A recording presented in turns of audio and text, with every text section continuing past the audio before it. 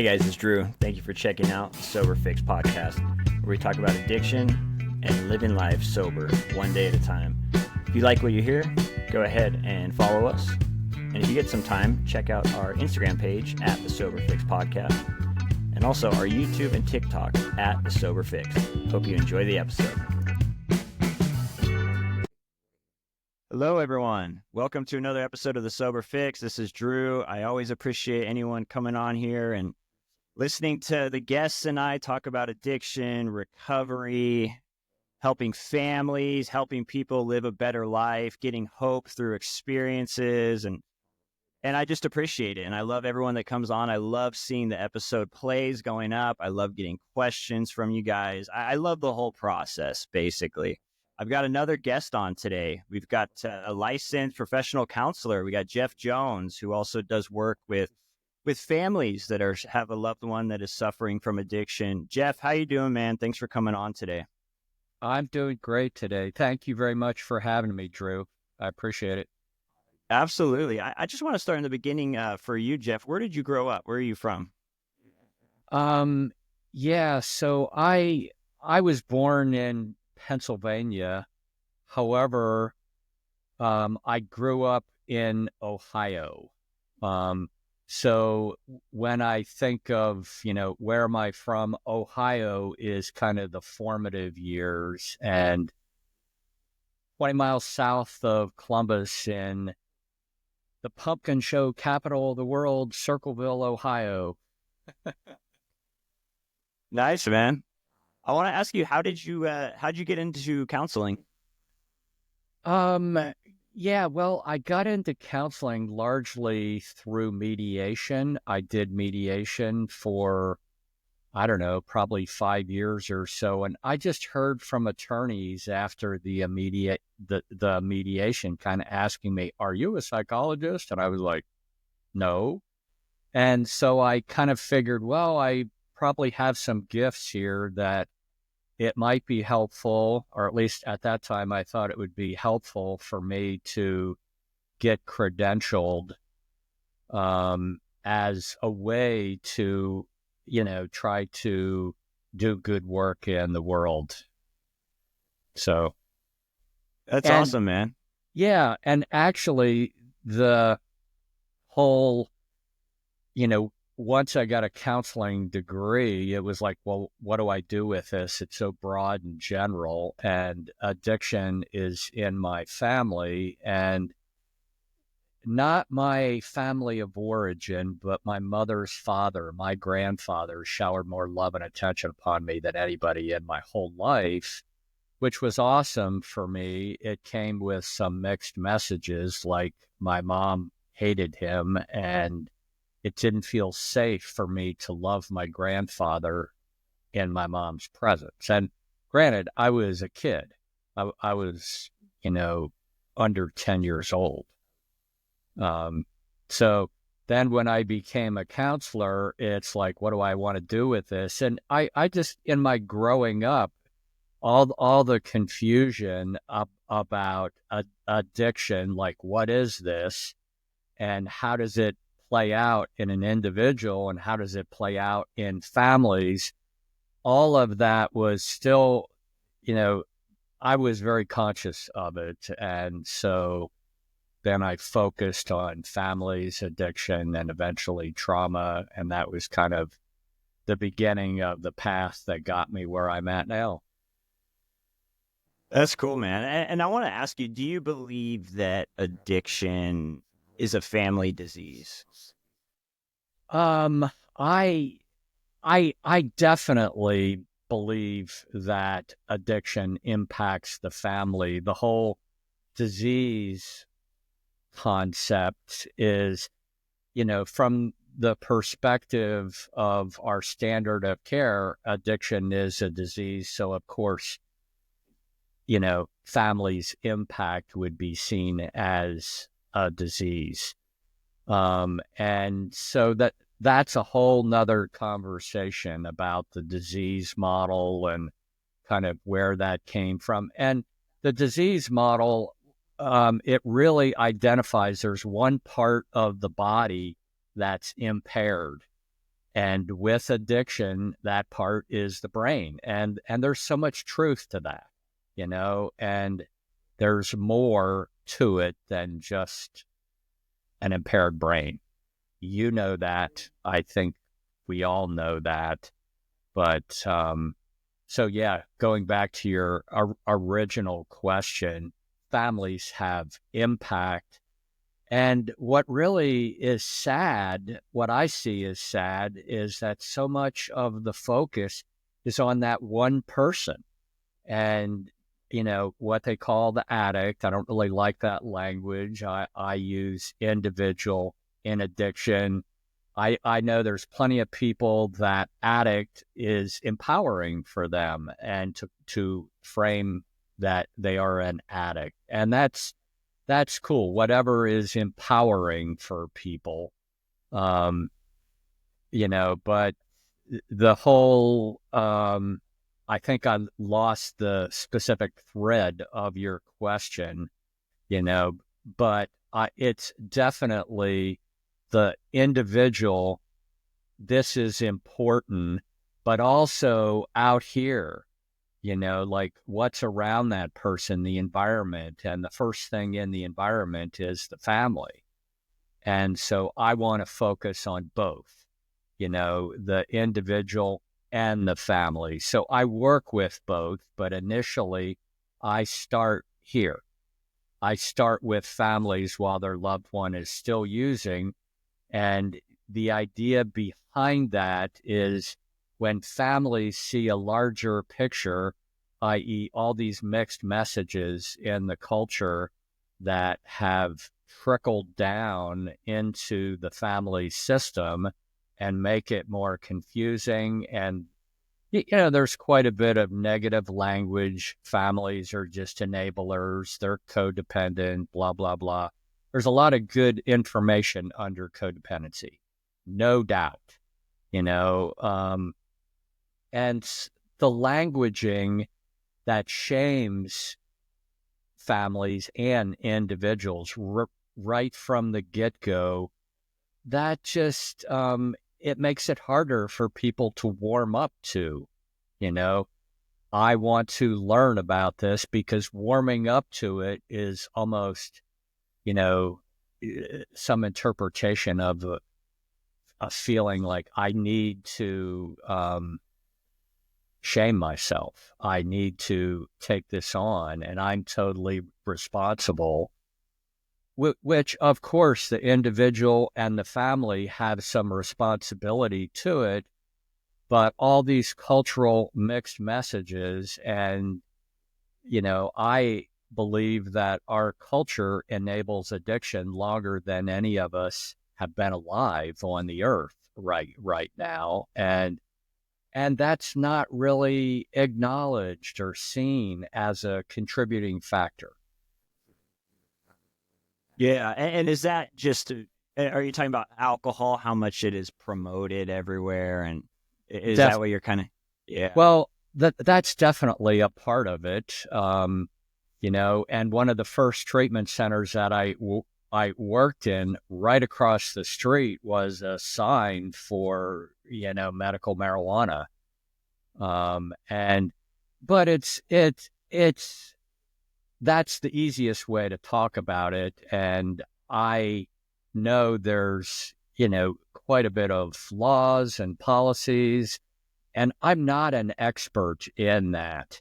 However, I do know that it has contributed. Yeah. And I see them everywhere. I'll be driving around. I see the weed dispensaries everywhere, liquor stores everywhere. Yeah. Watch the commercials. It's so accessible today. I was going to ask you, where do you think families go wrong in trying to help their loved ones? Wow, what a good question, Drew. Great. And I love the directness of your question. And I guess one of the first things that I want to say is I don't really see that, families are wrong in what they're doing. However, from the addiction recovery perspective that we both know well, the wrongness would be the underlying kind of fabric in the relationship that's love. Like, how do we love a person? And if we love a person the same way, before addiction, and we're trying to love them that same way while they're in addiction, that's going to be problematic because addiction is going to capitalize on that relationship and manipulate. One of the things that I try to let family members know from the get-go is it's really helpful to separate addiction from the personhood or the essence of their loved one. And so this is a concept that comes from Bill Urey, who wrote the book Getting to Yes. It's, it probably came out back in the 80s or something.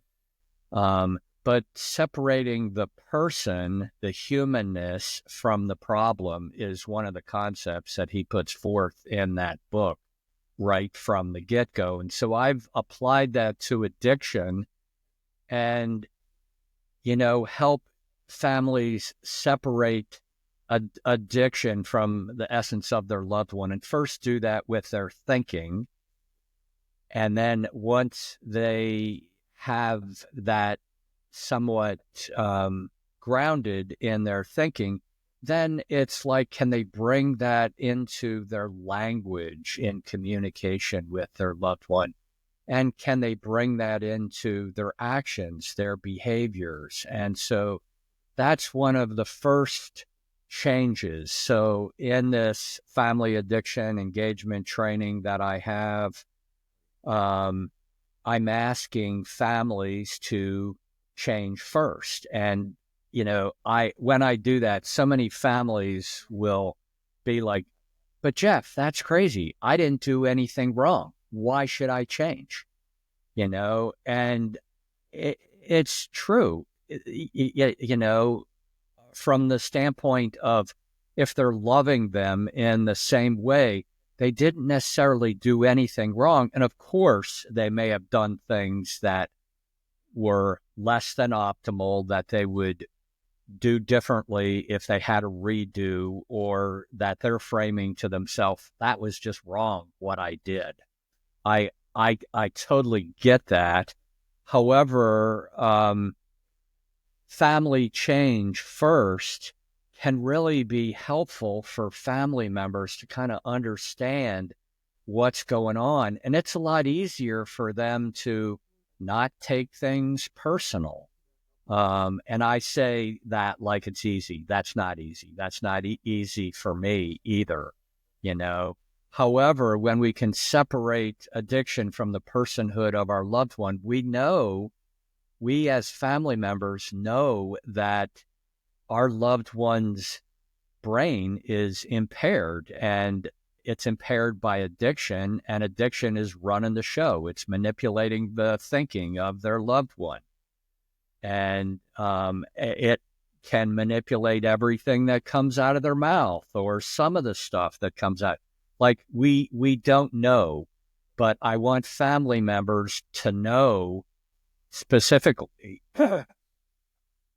one, that if they're loving their loved one in the same way, they didn't do anything wrong, and there's a need to change because their loved one's thinking, how they make meaning of things, that has been changed by addiction. That makes sense? And I was going to ask you, do you see a lot of people, do you see families that have a loved one that are in the middle of addiction and they've been having a really rough time, and they finally get the family member into treatment? So they kind of, and you kind of touched on this a little bit, but kind of the thinking of, well, he's got the problem, he's now in treatment, now I can go about my life. I don't really, it's his issue to fix. I don't play any part in this. Do you see that a lot?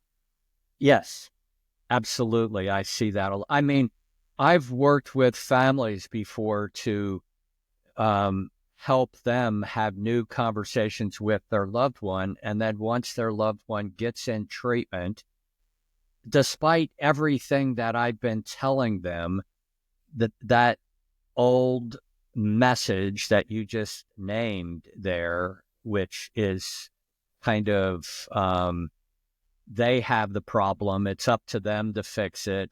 And I've had families go, oh my God, I feel so much better. My loved one's in treatment. I'm going to go to Mexico for a couple of weeks and relax on the beach. And, and then when I come back, I'll have a couple weeks or something, and I'll go to the treatment center and my loved one will be fixed, and that is common mistaken thinking. And I know that, our whole system of care and the treatment, the 30, 60, 90-day thing, it influences how we think about, the time frame, the timeline of recovery. And I just want to be clear. I see recovery time frame more as like a 3 to 5 year process. And, when the family is engaged with that over time, like initially I work with families to help them, make change, have new conversations, inspire their loved one to get into treatment.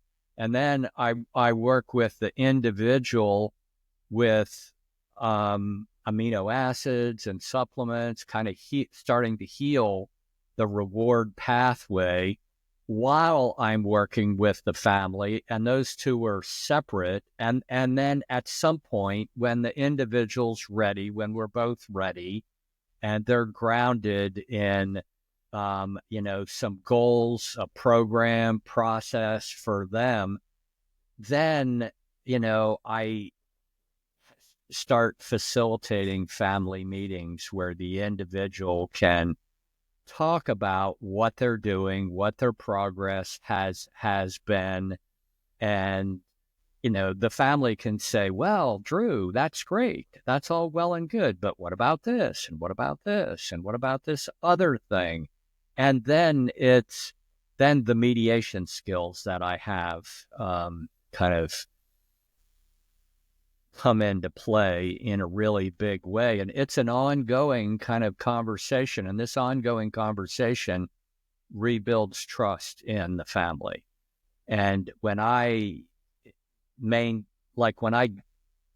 build relationship with the individual early in recovery with the nutritional recovery life coaching, and I already have a relationship with the family, then in the facilitated family meetings, I can, kind of use my rapport and relationship with both to help them, kind of establish ground rules that are going to, well, initially that work for me, but very quickly after that, it's like I ask the family members, what are the communication guidelines here? And that's a process that we go through eventually, not right off the bat, but eventually. And, the idea here long term is that everybody decides like their own family mission, vision. And, when there is that kind of communication, I really believe that the family has a good possibility, one, to create a structure in the family that shields them from any other, trickle down risk factors from our culture, whether that be like a liquor store on every corner, or, a dispensary across the street, or our laws and policies, or, when people are ready for recovery, sometimes it can be so difficult for them to find the right place for them to be able to detox, and go into a program. And that can be super hard for someone who doesn't have an addiction, just navigating all that front end stuff. And yeah, I think I'm answering more than your question, but if you have questions about what I said, please do ask. Oh no, that's awesome. I enjoyed listening to that, and I think it's cool that you start working with the family first, and then eventually you're also talking to the one that is now in recovery, and then eventually working with both of them. That's pretty Yeah. cool. I don't hear about Yeah. that a lot. And I was just Yeah. going to ask you too, Jeff. You talked about when we talked before. You talked about the revolving door that you witnessed Oh, in addiction when you were yeah. working in treatment. Can you talk about that a little bit? Yeah. So my perspective of the revolving door, and I know that's kind of a slang term in the addiction recovery space, but it's kind of like, someone comes into a treatment center, they get into whatever program they're offering, and they go through their program and they quote unquote graduate, and then they go out into their life. And I, see them back like 2 weeks later, 4 weeks later, and it's like, oh, I relapsed and I'm just back here for a little checkup, and they're around for a week or two or whatever. And then they're back into their life. So it's that's what I refer to as the revolving door. And I mean, I worked in a treatment center a good number of years ago where I tried to bring this to the attention of the staff, or actually the owner, to be able to create a system while the person was in treatment that they were actually starting to put together very specific goals and action steps, and how they were going to take action on that. And then when that person discharged, that they would have a meeting with their family to actually initiate something like what I was just talking about, with the individual and family communication. And I don't know why that doesn't happen, Drew. But I think that kind of adjunct to treatment could really minimize the revolving door kind of aspect of it. Because when someone goes from the safe container of recovery, when everyone is kind of on the same page, they're having a lot of deep, heartfelt conversations, to back into their life where they don't always have those deep, heartfelt conversations. They have conversations with friends and family who can unknowingly enable old patterns that reinforce addiction, as opposed to enabling a new healthy dynamic.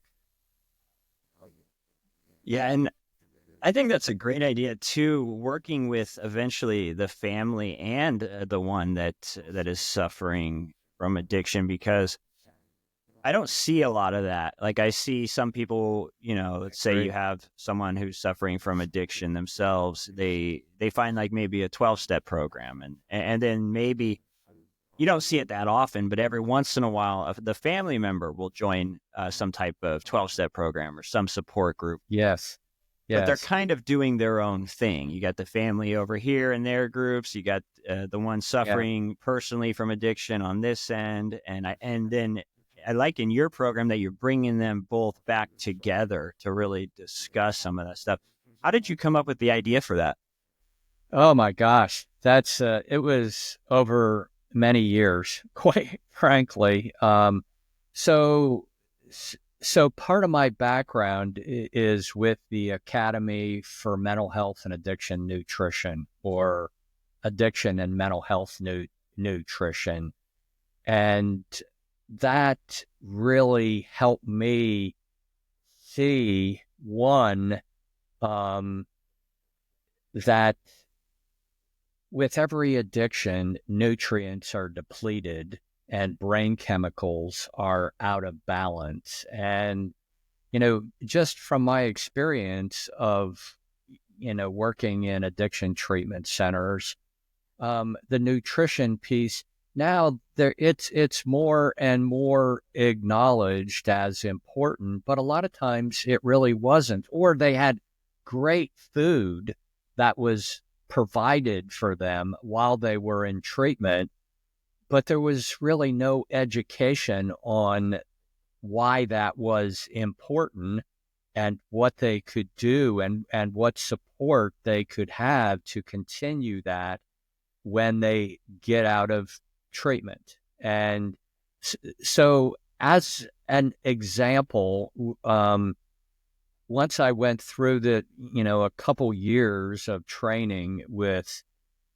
Christina Vaslak, is the one who owns the academy. When I would talk with an individual, back when I was doing hourly therapy, and I would talk with an individual who had relapsed, one of my first questions was, well, when did you eat that day before that relapse? Think back. When did you eat? And, so far, it's like I'm at 100%, where people said, oh, I didn't eat that day, or it was over 4 hours. And granted, this is anecdotal. Me personally, half a dozen people or something like this. However, it's like the Christina Vaslak's website, eatingproteinSavesLives.org, has a ton of free information about why protein is important. And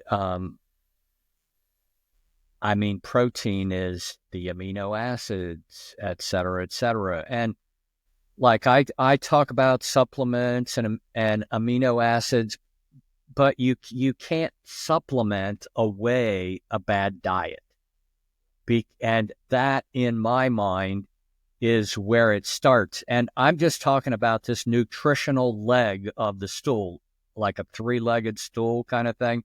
There's 2 other legs that, programs like AA are very good at. And a lot of treatment centers are very good at these other 2 legs. But this nutritional leg is not really, people aren't educated about it. They don't really understand the importance of it.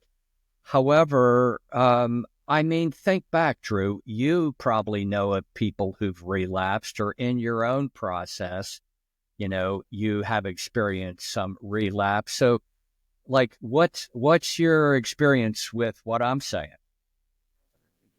Oh, I find it fascinating because I'm thinking back, and I would go to treatment, and when I get out of treatment, all I'm thinking is I'm off the drugs. I'm happy about that. But yeah, I was never talked to about nutrition. I never really thought about it. I think a lot of us that are suffering from addiction ourselves, when we get out, we're just so happy that we're off drugs that we start just eating everything. Yeah. And it's like, and it's comforting, and it's, and I Yeah. never really thought about it. And it took me a long time I do now. Like, but at first it was just like, hey, the drugs are gone. I could just eat whatever. I could do whatever, and, as you were, it's interesting. Yeah. As you're talking about this, I really appreciate you saying the perspective. God, all I really care about is I'm off drugs now. And so I can do whatever I want to do. And so oftentimes it's like there's people eat more sugar and they need to eat more sugar. And so part of my understanding here, and it comes from Dr. Ken Blum, who back in the 80s did the research to, kind of acknowledge, discover the reward deficiency pathway, or what he calls reward deficiency syndrome. And the reward pathway essentially gets carved out with drugs and alcohol doing it over and over again. And the metaphor that I use is, think of driving down a dirt road and it's muddy, heavy vehicle, and you get deep ruts in the road. And that is kind of what happens with the reward pathway in the brain.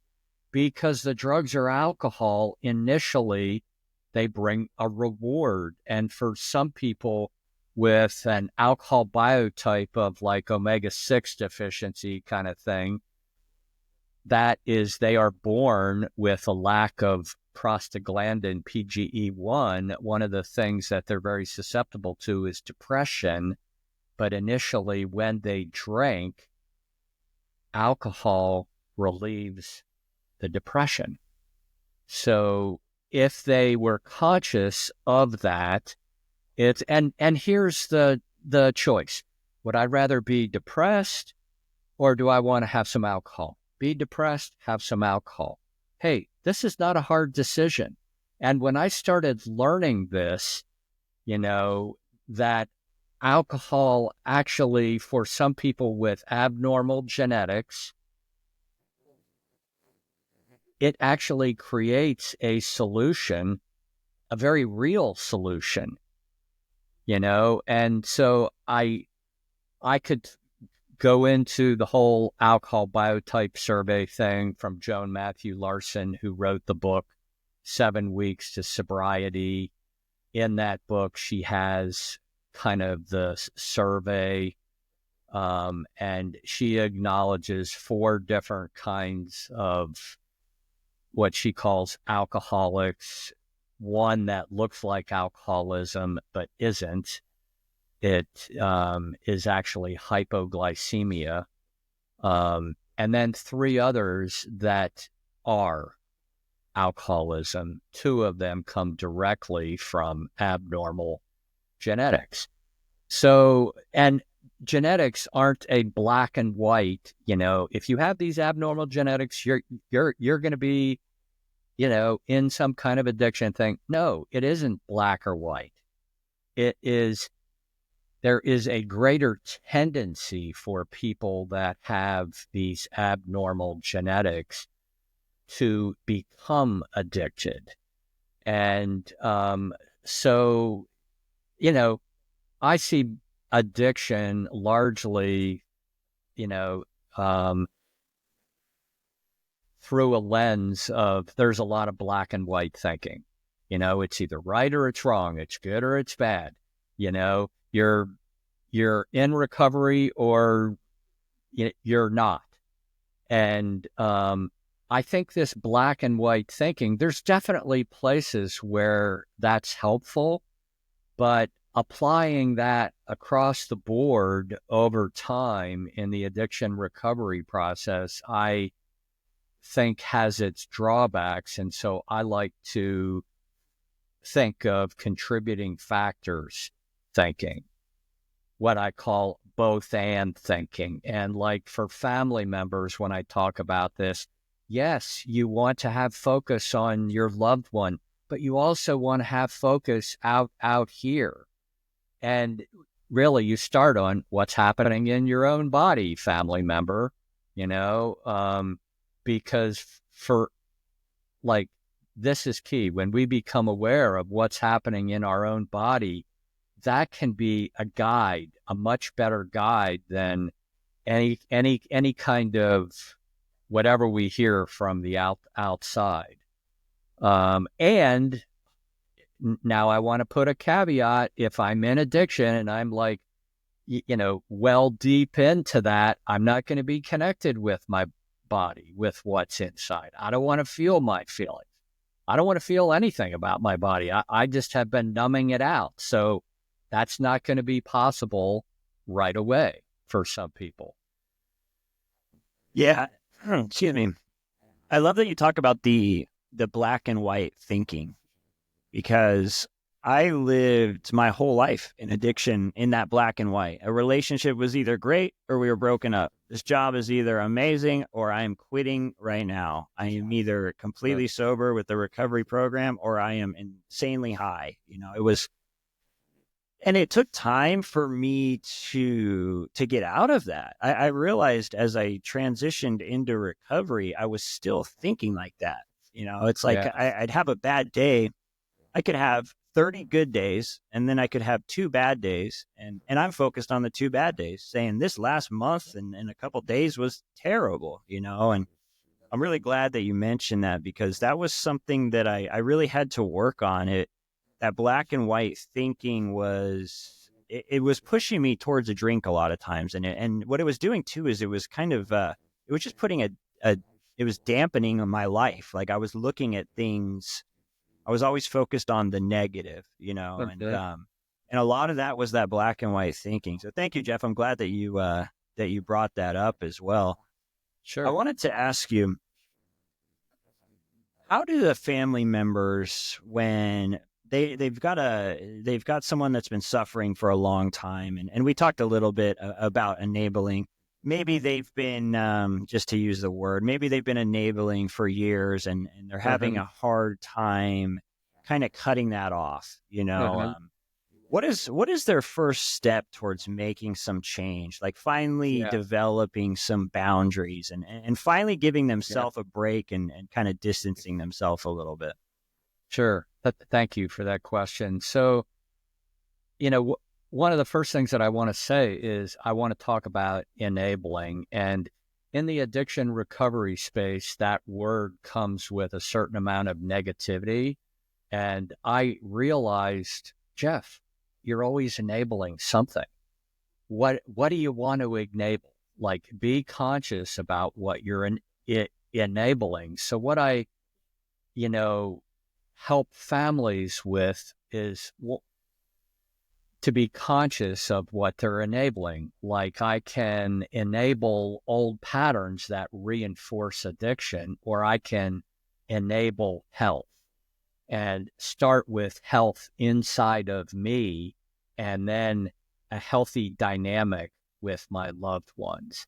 And so that's one answer. The other part of that answer that I really want to acknowledge, when a family member can get the importance of going inside and enabling health for themselves, is to start to become aware of how much, are they living in stress? How much stress are they living in? And so I'm thinking specifically of Dr. Stephen Porges, a visual image that I got from him. And it's, on some of my videos or my website somewhere. But essentially, it's like the XY axis, and the X axis being down here, and this being what he refers to as social engagement. And when the nervous system is down here at social engagement, he shows this up-down line. So the nervous system is constantly going through this expand, contract, breathe in, breathe out, speed up, slow down. And when the nervous system is down here at baseline, what he calls social engagement, there's a majority blood flow to the part of the brain that can see a context and realize, oh, if I say this, if I make this decision, it might play out this way. If I say this, it might play out this way. So that is that stops the impulsive black and white thinking, for one thing, but it also kind of invites people to become aware of what's happening inside themselves. And the more someone lives with addiction, this baseline down here of social engagement, it just goes up, it goes up, it goes up, it goes up, it goes up. And it gets closer and closer to up here. There's a dotted line that of overwhelm. And once the nervous system goes over that dotted line and it's in overwhelm, it's out of fight, flight and into freeze. And before that dotted line of overwhelm inside, the person is going to be motivated. They're going to be like, I can come up with a solution. I know there's a solution. I'm going to figure it out. They can have all this energy. Once their nervous system, once their body goes above this overload, this overwhelm, it's collapse. And then the thinking is, there is no solution. It, like, the sun's not going to come up tomorrow. I'm a terrible person. You're a terrible person. There's no hope, blah, blah, blah. And even though 2 hours ago, I may have been down here below that dotted line of overwhelm, and I still had hope. Once my body goes above this into what's known as freeze, I can forget that I ever had hope, that I ever had motivation, that there were, and it's kind of like what you were saying. You can have 30 good days and 2 bad days. And what do you focus on? You focus on the 2 bad days. So it isn't that, I mean, this isn't black or white, but the nervous system is playing a big role. And we can't necessarily control our nervous system, but family members who start to understand that the impact from addiction has impacted their nervous system, that stress, to where it's just gone up and up and up. It's also affected their thinking and how they make decisions. You know, for them to calm themselves down, they can come back to the baseline where they have a majority of blood flow going to the part of their brain, the prefrontal cortex, that's going to make the best decisions. So I hope that's not too academic or complicated of an answer, but there is science behind what I'm trying to do. And I think in the addiction recovery space, to families, they just say, you need to give yourself self-care. You need to just take care of yourself. Quit enabling. You just need to take care of yourself. Well, that's true. But what does that really mean and why? What's the science? Which is what I tried to quickly explain. Yeah, and that's cool. And I almost saw that with my parents. It took me a long time. When I finally got sober, I started to realize how much I was really affecting everyone else. Because when I was stuck in active addiction, or whatever you want to call it, when I was still drinking, when I was still using, I remember having this mindset. And because my brain was so impaired, I remember having this mindset of, oh, this is my life. It's only affecting me. I'm the one suffering here, this and that. And eventually when I got sober, I started to realize, oh no, I was affecting a lot of people. And there was a lot of people suffering. There's a lot of people that were hurt by it. Do you see when working with people, especially the person suffering themselves with the addiction, do you see a certain level of denial and kind of realizing how much they've really affected their families? Or would you say most people that you talk to that are the ones suffering from addiction realize the hurt that they've caused? No. I mean, I think you're right on with what you're saying, and it's what I see. A majority of people in, early recovery or, that stage of kind of going back and forth. They don't want their family to be involved at all. And I think some of it is around shame. They already feel sad, disappointed, embarrassed with some of the things that they may have said or done in relation to their family. And so they just want to fix the problem and sweep that away, and then we'll all live happily ever after. And from a family perspective, they're thinking, oh, my loved one just went to detox and treatment, and they'll be fixed, and then we can go back to normal.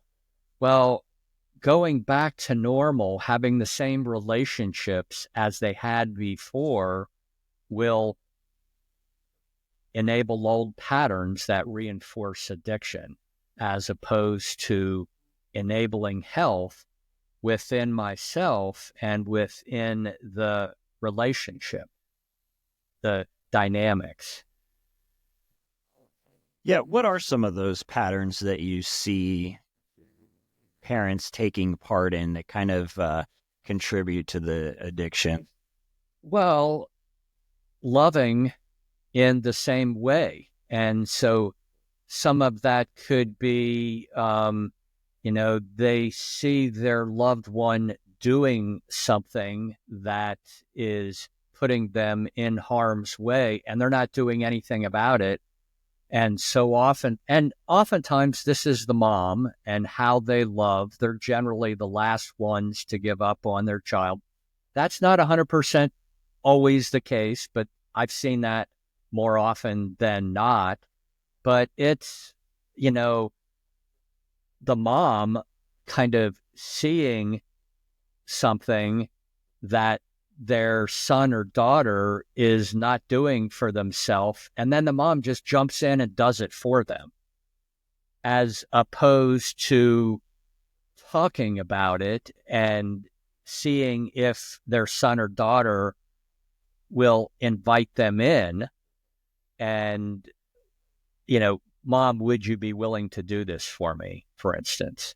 And then in the dynamic with husband and wife kind of thing, and I think this goes back to like the Gloria Steinem kind of dynamic, where the men go out and they make all the money, and the woman stays home and takes care of the children, and the woman is, dependent on that man's income to feed her children next week.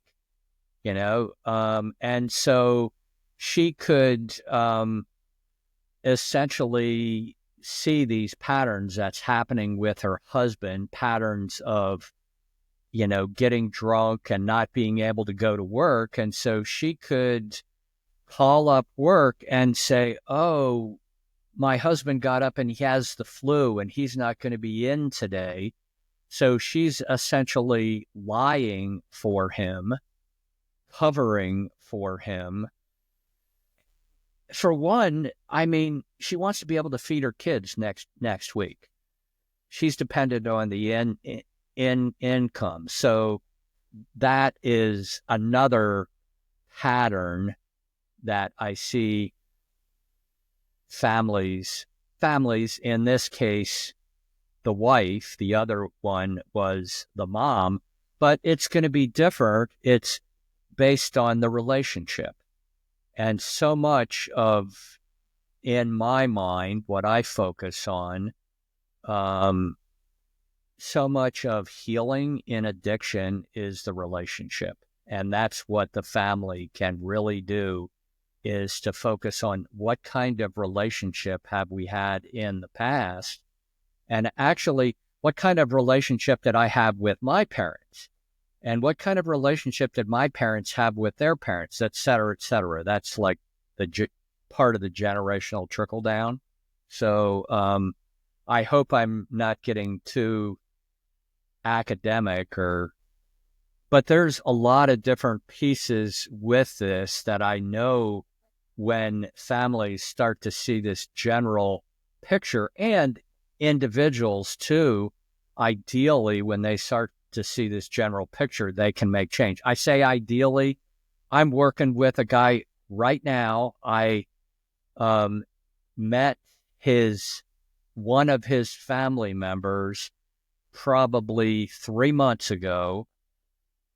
I talked about this family program. Well, his family member didn't want to do the family program because he didn't want to embarrass his family member. But eventually the family member came around. Like I have a Substack and, articles and videos and blah, blah, blah. And so the family member that I got to know slowly put out information to their loved one who was in addiction, and the nutritional recovery life coaching, the amino acids, the, eating protein every 3 or 4 hours, that really made sense. And now I'm working with the individual, and they still don't want their family to be a part of it. So what I'm suggesting here, I think makes a lot of sense, this whole trajectory that can go years, and there's a lot of resistance there from families, from individuals. I mean, my sense is that the way we have been indoctrinated to think about addiction and recovery from thousands of years manipulates how we think about what's possible here, So am I answering your question, Drew? Yeah. And I'm listening to you talk about, as you're talking about the resistance, I'm thinking about it. It's I'm thinking back to, I'm just thinking about why would they not want them involved? Maybe it is the shame. Maybe they feel bad for how bad they've hurt their family. I'm just kind of thinking about the resistance. What do you think is the resistance to getting the family involved? I mean, in a very general way, I think it's what you said: the embarrassment, the shame. And I know in some situations like that I've worked with, there's obvious, collateral damage that has been done with the family, and specifically, right now I'm working with a family of,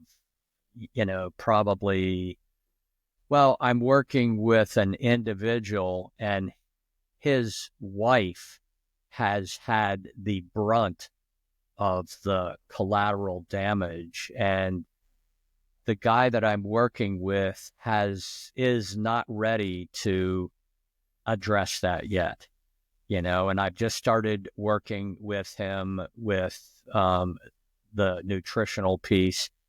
And I, sent him the electronic version of Joan Matthew Larson's alcohol biotype survey, which is alcoholbioquiz.com, and then an electronic version of Julia Ross's, she wrote the book, The Mood Cure. She has an amino acid therapy chart that's very descriptive as to 4 different columns, symptoms that a person is having now in each of 4 different neurotransmitters: serotonin, GABA, catecholamines, and endorphins, those different systems.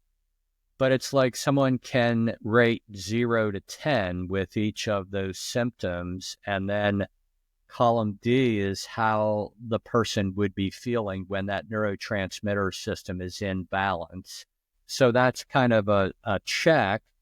And then column B is not all the substances, but some of the main substances that will fire that neurotransmitter system. And by fire, I mean people may be drawn to those substances to get temporary relief. And alcohol, marijuana, sugar, and starch fire all 4 of those substances. But human bodies are different, and it doesn't fire all four of those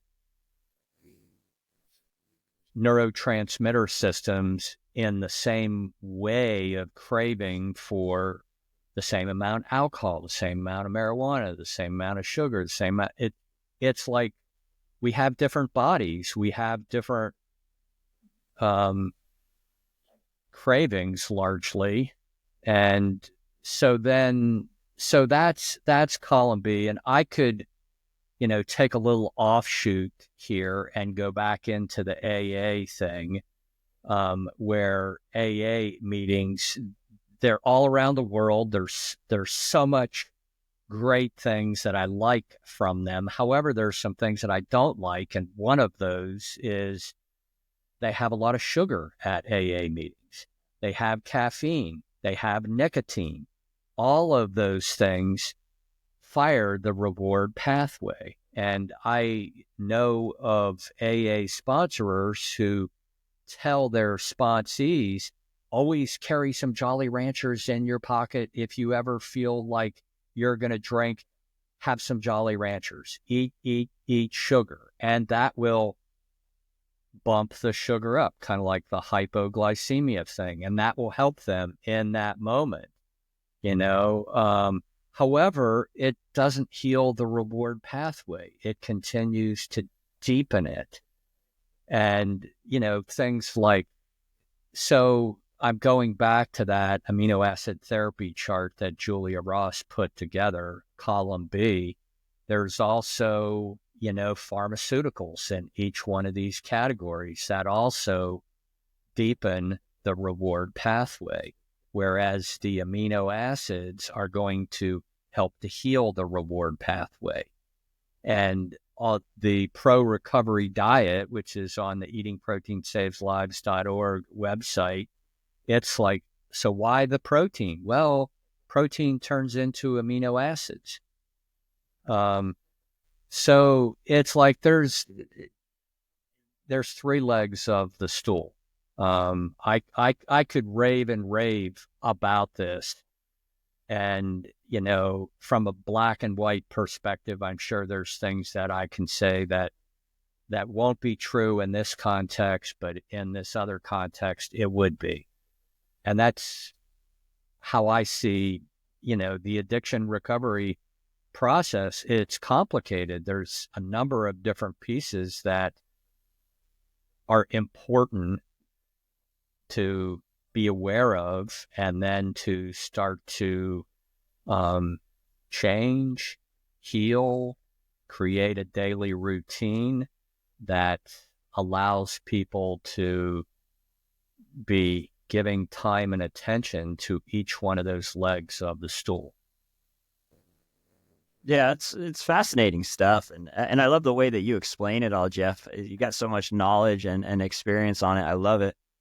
I want to ask you, how do people find you? Let's say someone had one of the dynamics that you were talking about, and they've got a loved one that has been struggling with addiction, and they understand that they've been kind of going through the ringer themselves a little bit, and feel that extra stress, and they don't really know where to go, and they wanted a service that like you provide. Where would they find you at? Well, my primary website is thefamilyrecoverysolution.com. On there is a blog. That blog goes to my Substack, which is Families Navigating Addiction and Recovery. I don't do a lot of social media, but I have some videos out there. I'm trying to do more.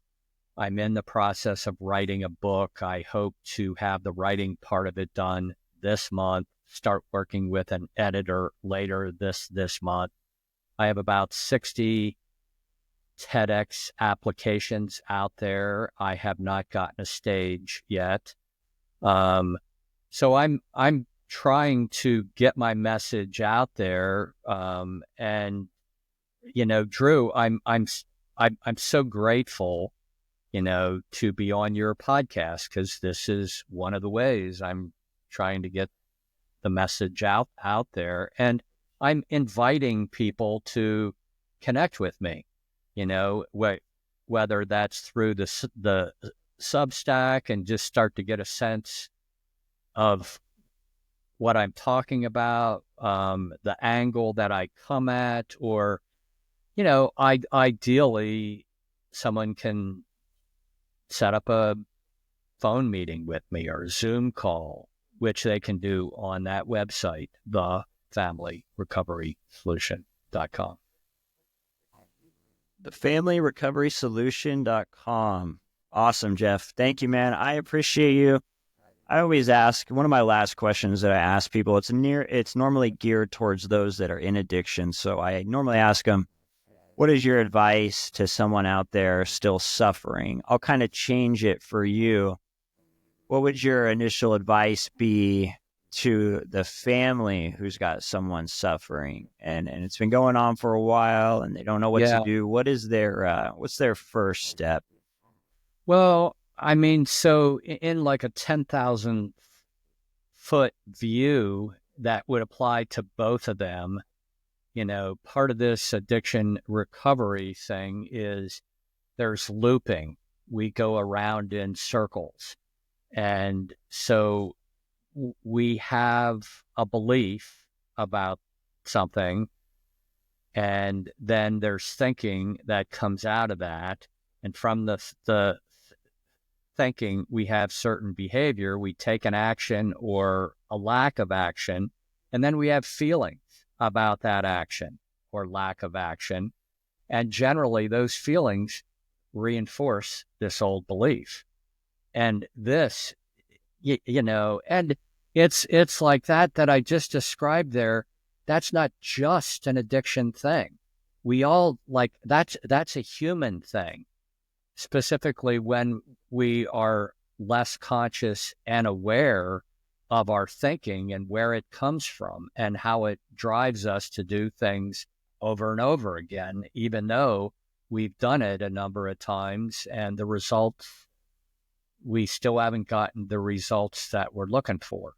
So this looping thing, I think is one thing that I could say to anybody listening. Become more aware of that for yourself. And, you could reach out to me, and there's plenty of people to reach out to when someone is ready to start to make change. And AA meetings can be a first place to reach out. And if the message that you're hearing there catches your thinking and beliefs and you follow that, that's a win. And there's, you can go to a therapist, you can go to any kind of group. What I do want to, and I may be talking too much, but I want to go to the like MDMA, ayahuasca, ketamine, blah, blah, blah, all of that kind of stuff. There's some good healing that's happening there. And for individuals in recovery, and so I'll use the example of, I'm thinking of a specific person that they were hooked on heroin.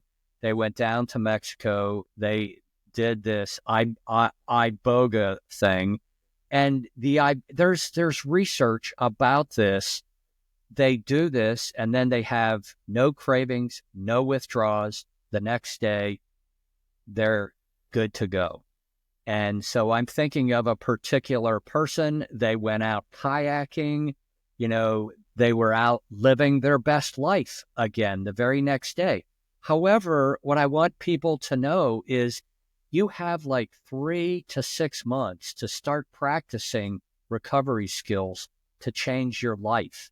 And if you don't start incorporating those recovery skills, 3 to 6 months, you're going to be right back to experiencing those cravings, and likely you're going to get sucked back in. Yeah, and I think that's great advice, and I've lived that.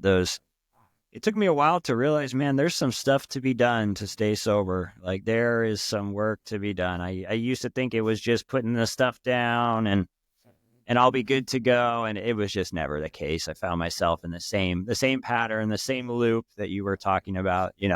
Jeff, thank you, man. I appreciate you. You come with a wealth of experience and knowledge, a lot of cool angles related to recovery that I haven't heard before. I love the nutrition stuff. You named a bunch of stuff that I just think would be great additions. I'm going to take some of that information, implement it into my recovery program, which is always kind of changing. I'm always looking for new ways to strengthen it, So I appreciate you, man. I hope that everyone enjoyed the episode. Thanks again, Jeff.